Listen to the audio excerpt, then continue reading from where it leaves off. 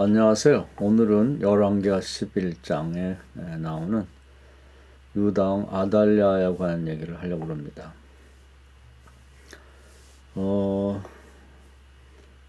이스라엘이 이제 북쪽 이스라엘, 남쪽 유다 이렇게 나눠져 있을 때,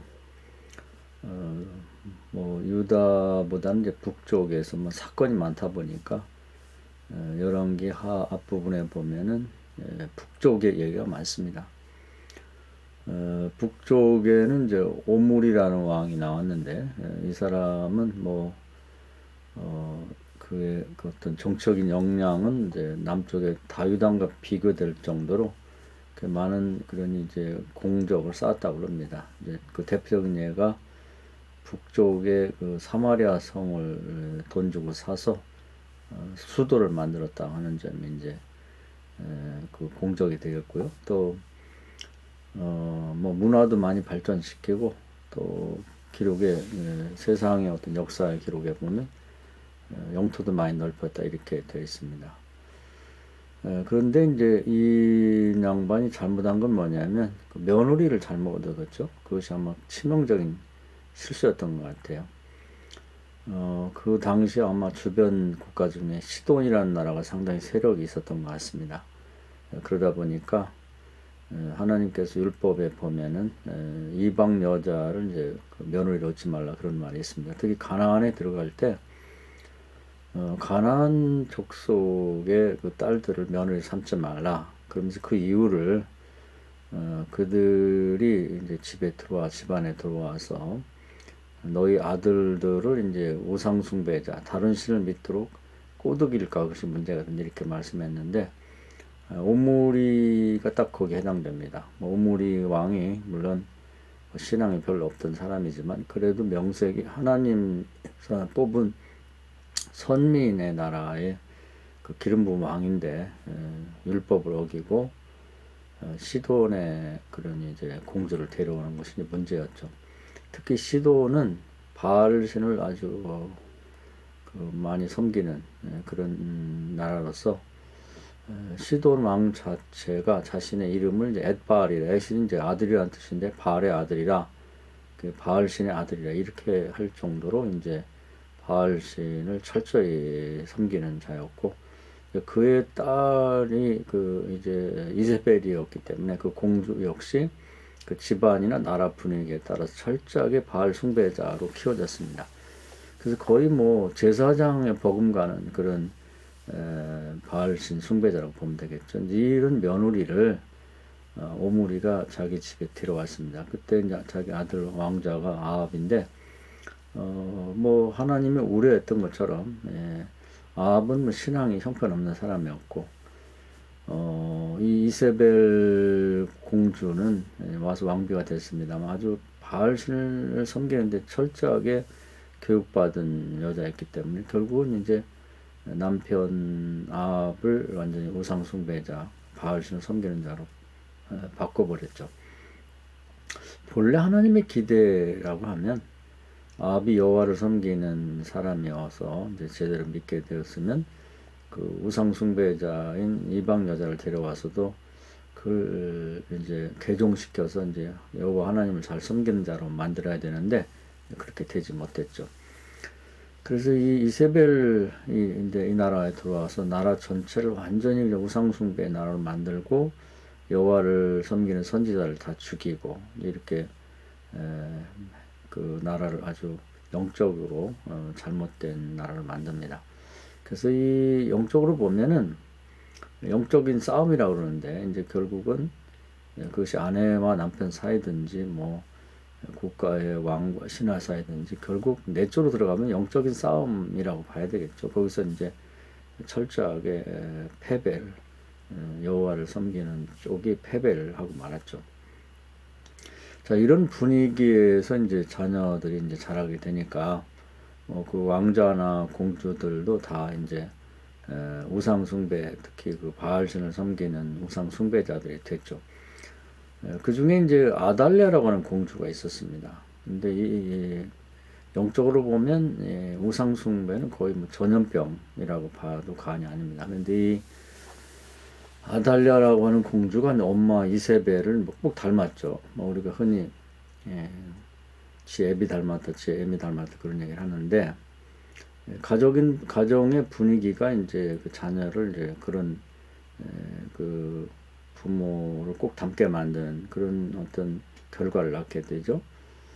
이때 이제 남쪽의 유다 지역의 왕은 이제 여호사밧입니다. 여호사밧은 열왕기를 이제 크게 봐서 다윗의 길로 간 사람 또 여로보암의 길로 간 사람 이렇게 나눌 때 다윗의 길로 가서 이제 율법대로 살고 복받은 사람이 몇 사람 있습니다.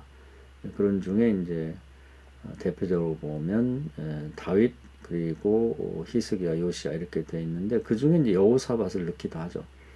그만큼 그 자신은 굉장히 성군으로 이렇게 알려져 있습니다. 그런데 이분이 크게 실수한 건 뭐냐면 북쪽 오므리처럼 오므리는 뭐 여호사밧 비견될 수 없는 이제 믿음이 없는 사람이지만 여하튼 남쪽에서 그래도 이렇게 신앙생활 본인이 잘했던 사람으로 평가를 받는데 며느리를 얻을 때 뭐 이방 여자는 아니지만 이방 여자와 다름없는 그런 우상 숭배자의 집안의 딸을 데려오게 됩니다.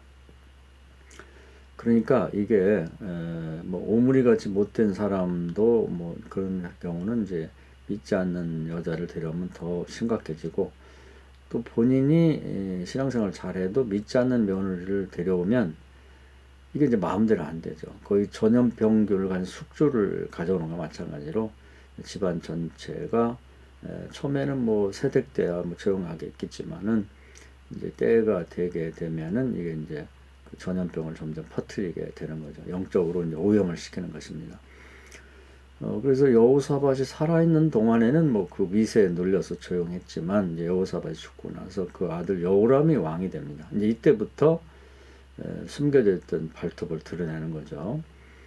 그래서 이제 이 남편을 이제 어떻게 다룰 줄 아는 거예요. 평소에 어릴 때부터 자기 친정집에서 자기 엄마 이세벨이 왕인 자기 아버지 아합을 어떻게 다루는지 어떻게 변화시켰는지를 모두 보고 배웠으니까요. 그래서 그대로 배운 대로 하게 됩니다. 무방비 상태인 여호람이 그 부인 아달랴에게 완전히 꼭 쥐어져서 시킨 대로 하게 됩니다. 그래서 우선은 그 여호람이 왕이 된 다음에 좀 못났던 것 같아요. 그래서 이제 주변 그 자기 그 형제들이 이제 쭉 있다 보니까 혹시 그 형제들이 자기 왕위를 탐내고 혁명을 하면 어떡하나 이런 불안감이 있었던 것 같습니다. 그러다 보니까 뭐 아달랴가 뭐 평소 친정집에 있을 때 주로 이제 그 자기 바알신을 이제 위협하는 바알신을 섬기는 신앙을 위협하는 이제 선지자들을 죽이는 걸 많이 봤거든요. 그래서 이제 그런 뭐 사람 죽이는 건 별로 두려워하지 않은 것 같아요. 그 결국은 문제가 될 소지가 있는 것은 제거하는 게 좋겠다. 이렇게 해서 남편 아마 암암리 영향을 준 것 같습니다. 그래서 이 바보 같은 여호람이 자기 형제들을 다 죽입니다. 왕위를 탐낼 만한 형제를 다 죽여버리죠.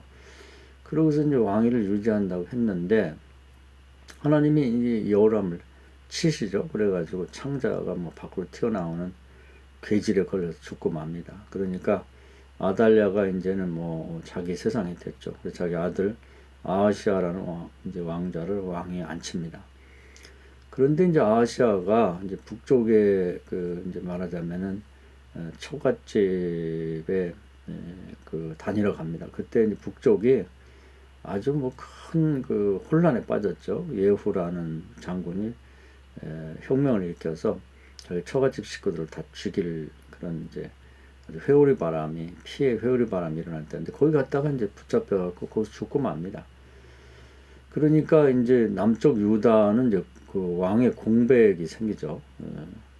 그때 이제 아달랴가 이제 자기 흑심을 품고 있던 것을 드러내게 됩니다. 그건 뭐냐면 뭐 하나님이 그 남쪽 유다 지파는 이제 다윗 때부터 영원히 그 왕위가 끊기지 않을 거다 이런 예언이 있었는데 불구하고 이 아달랴가 그 남편의 그 유다 지파에서 왕위가 계속된 걸 완전히 끊어버리고 자기가 왕이 되겠다는 생각을 합니다. 그래서 이제 뭐 그 자기 아들과 관련된 인척들, 뭐 유다 지파의 이제 왕이 계승자가 될 만한 사람들 다 죽이죠. 군인들을 동원해 가지고 뭐 잔인한 여자입니다. 이것은 지 정신이기도 하지만 또 악마와 사단의 세력이 그를 조종했다고 볼 수가 있겠죠. 그래서 다 죽여버리고 자기가 스스로 왕이 되죠.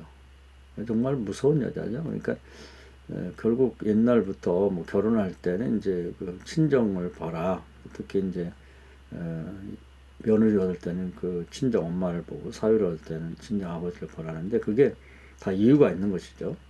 그런 악한 성향이 영적으로도 이제 개성이 되고 또 육신적으로도 정신적으로도 유전이 되기 때문에 그런 얘기를 하는 것입니다. 그래서 이제 처음에 옴므리 왕이 이제 이방 여자를 하나님이 결혼시키지 말라는데, 그 며느리를 얻으면서부터 이제 이게 이런 엄청난 그런 문제가, 결국 영적인 문제가 북쪽에서 일어나더니 남쪽까지 이제 불어닥쳐서 아주 뭐 두 나라 양쪽으로 갈렸으니까 두 나라를 아주 그냥 엄청난 그런 이제 피해를 입게 만들게 됩니다. 풍비박산이 됐다고 봐야 되겠죠. 다행히 하나님께서 그 죽은 아하시아의 누이, 그 누이가 이제 그 왕자 하나를 이렇게 빼돌려서 이제 그 요아스라는 아이가 나중에 자라나서 이제 왕위를 계승하게 됩니다만은, 여하튼 하나님께서 믿음 없는 이방 여자, 다른 종교를 믿는 그런 여자를 결혼시키지 말라. 그렇게 되면 아들들이 이제 그 여자의 설득에 따라서 오히려 개종을 해갖고 큰 문제가 생긴다. 영이 잘못되면 결국 정신도 잘못되고 육체도 또 만사가 잘못되는 거니까요. 그래서 이걸 여실히 왕의 집안이나 뭐 일반 평신도의 집안이나 이제 그 문제가 있다는 걸 이제 보여줍니다. 그러면 오늘 정말 하고 싶은 얘기는 뭐냐면, 이제 결혼을 어떻게 할 것인가 하는 문제죠. 우리가 결혼 문제에서 답은 하나님 짝지어준다 이렇게 말씀하시는데, 그걸 개념적으로 알고 있지 실제 뭐 자식을 둔 부모의 입장에서는 어떻게 하나님 짝지어주는 걸 가능케 하겠는가? 그냥 가만히 기도만 하면 되겠는가? 물론 기도만 하면 될 수도 있지만, 이제 성경의 전례를 찾아보는 것도 좋겠죠. 믿음의 조상인 아브라함이 우리의 이제 모범이 되는데 어떻게 며느리를 얻었냐 하는 것을 살펴보면, 하나님이 짝져 주시는 일에 우리 동역할 수 있다는 걸 또 이제 알 수가 있습니다. 아브라함의 원래 고향은 갈대아우르 메소포타미아 지역의 이제 도시 출신이죠. 그런데 뭐 아버지 따라서 하단 쪽으로 쭉 내려오다가 이제 거기서 하나님의 부름을 받고, 저는 저 경험이 없고 지식이 없는 그런 이제 가나안 땅에 가게 됩니다.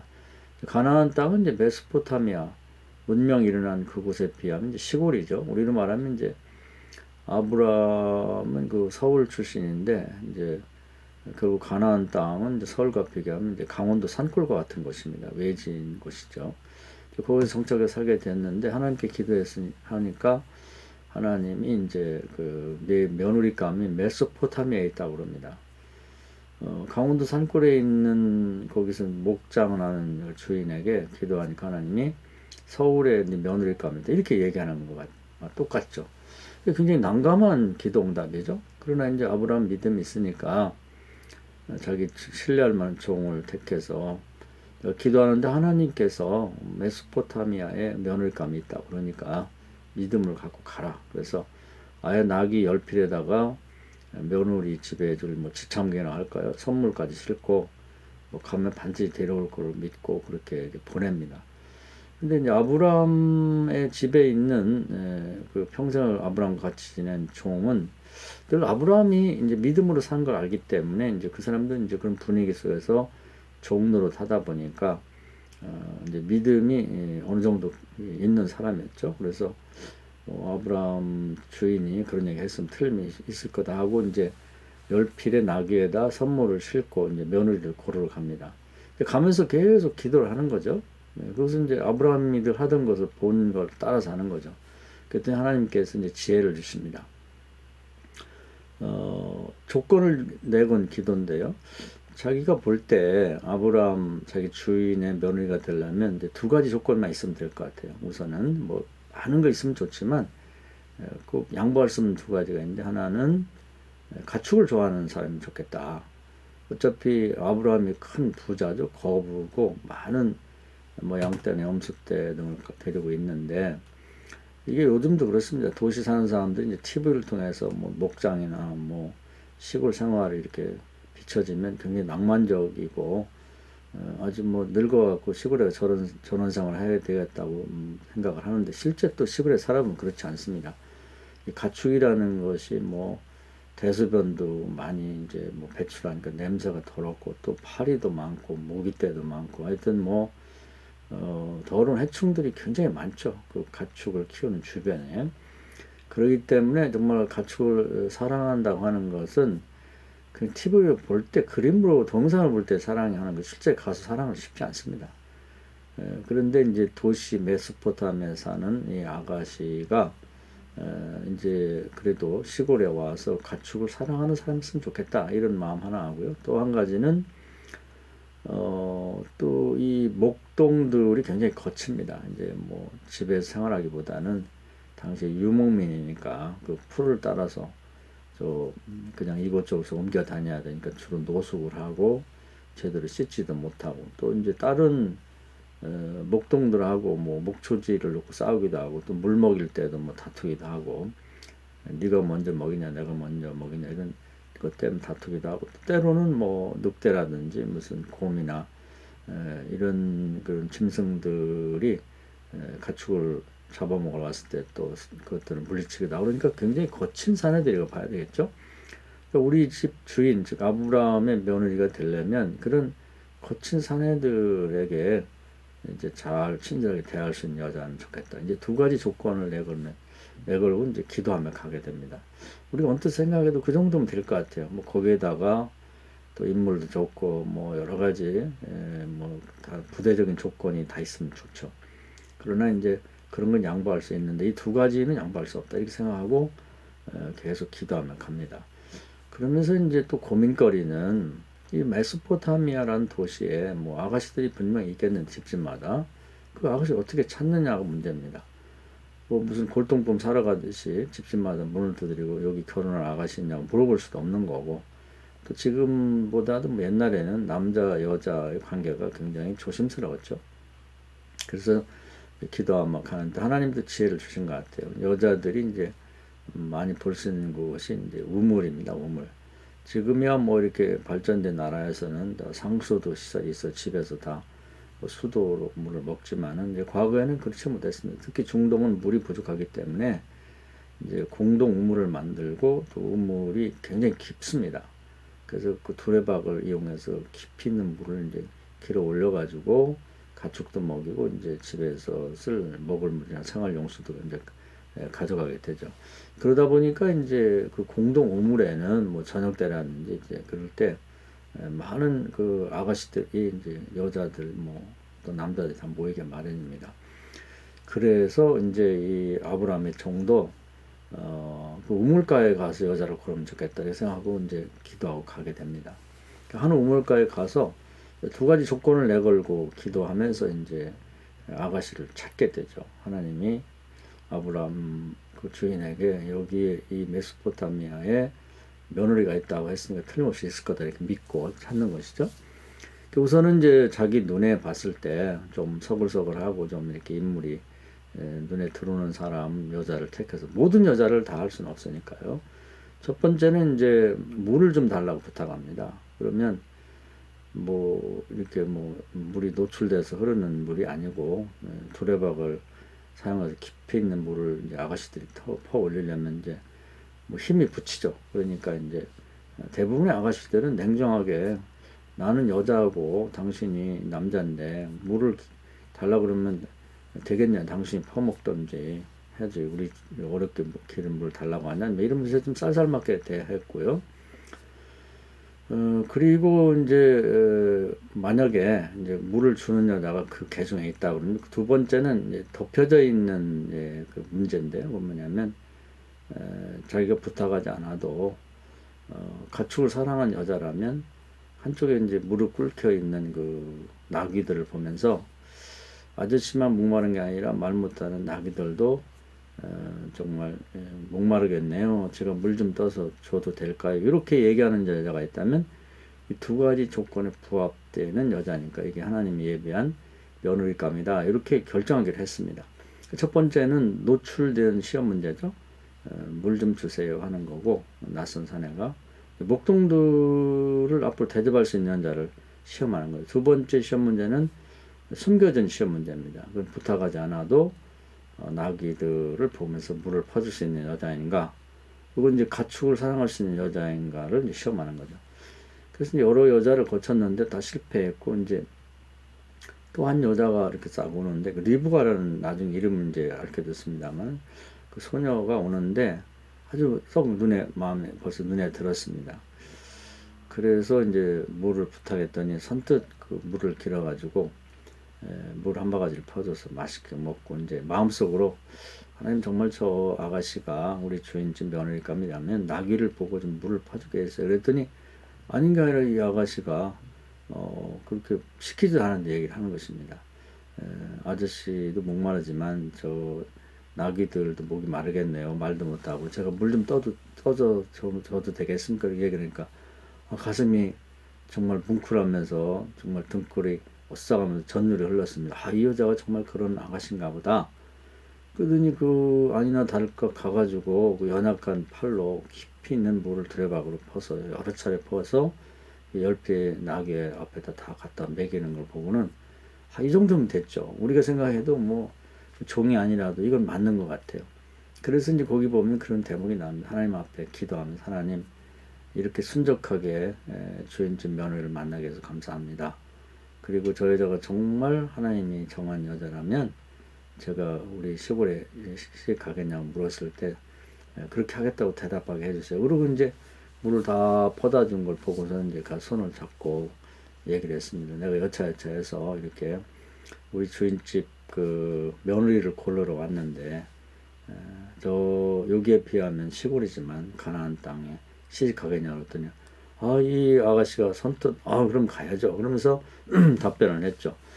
이제 그래서 이제 그 예물을 다 주고 그 이제 친정집에 가서 얘기했어요. 부모들은 깜짝 놀랐죠. 무슨 얘기냐 이렇게 갑작스럽게 뜬금없이 결혼한다는 거 말했냐 그랬는데 하나님이 정한 여자라 그런지 뭐 미룰 거 없이 참에 따라가겠습니다. 그래서 이제 며느리를 얻게 됩니다.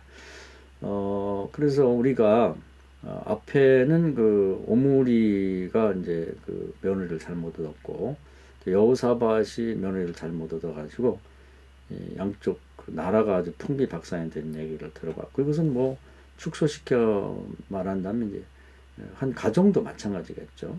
그래서 하나님이 결혼 문제는 아주 심각하게 봤고, 세상에서도 태어나는 것 죽는 것 빼놓고는 일륜지 대사가 결혼이다 이런 말을 세상에서도 속담처럼 말하고 있는 것입니다.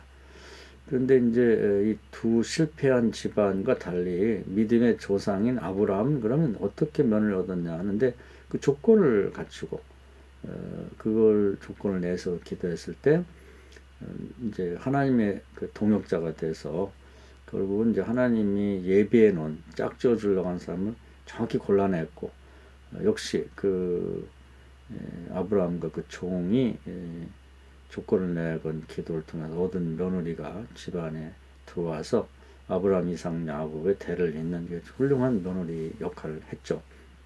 오늘은 여기까지 말씀드릴 텐데 이미 결혼한 사람들은 이제 그래도 믿는 자에게는 이제 기도하면 거듭남, 대표적인 예가 그 사울이 이제 사람을 죽이고 뭐 예수를 핍박하던 사람이었는데 다메섹 도상에서 이제 예수님 만나면서 바울로 바뀌고 철저히 신앙생활 한 사람이 된 그런 전례가 있습니다. 그런 예를 생각하면 이미 잘못된 사위나 면을 얻었으면 철저히 기도해서 이렇게 거듭나도록 만들어야 되겠고, 이건 뭐 목숨 걸고 기도해야 될 문제입니다. 그렇지 않으면 우리 집은 괜찮다고 할 수 없는 거죠. 나름 오므리도 대단한 사람이고 여우사와도 대단한 사람인데 며느리 이기지 못합니다. 결국은 집안이 그만 우상숭배나 집안으로 바뀌면서 나라 자체가 위태로워진 거죠. 그렇기 때문에 그걸 만만하게 생각하면 안 되고 그런 기도를 해야 될 것 같고요. 아직 결혼 전에 있는 자식을 두고 있다면 며느리나 사위 얻을 때 아브라함의 그 기도를 잘 한번 생각해 보시고 이런 기도를 통해서 좋은 며느리 받고 좋은 사위 얻으시기 바랍니다. 아브라함의 그런 응답을 주셨다고 그러면 이제 아브라함만을 위한 것이 아니고 우리 모두를 위한 것이기 때문에 우리도 그런 응답을 주시겠다는 약속이 될 겁니다. 이 말씀 은혜가 되셔서 복덩이 있는, 즉 복의 근원이 되는 자녀들의 배우자를 잘 선택하게 만들어서 대대 하나님 기쁘시게 하는 집안이 되기를 바랍니다. 감사합니다.